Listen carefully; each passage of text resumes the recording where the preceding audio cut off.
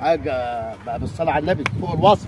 اللهم صل عليك يا نبي. كل خير وبركه. الله الله الله الله. جيب امتى دي وجبته امتى دي؟ الجحش دي ليه معايا ماضي من زمان. ماضي؟ ماضي من دي؟ ماضي من زمان. ماضي كنت جايبه هو كده صغير كده. اذا كان هو بتقول كده تقول لي كده. ما هو كنت واخده من ورا امه.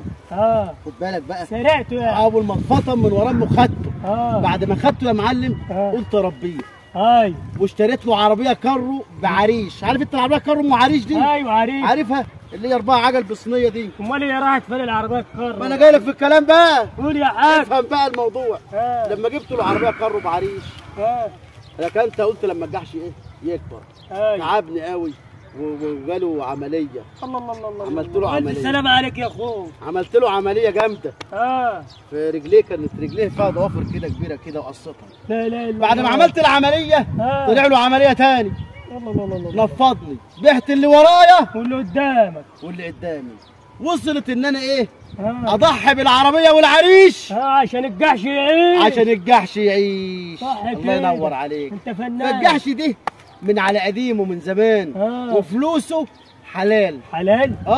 حلال؟ وتحطه في يقينك ان المال الحلال اهو. المال الحلال اهو. الجحش بتاعه اهو. الجحش بتاعه.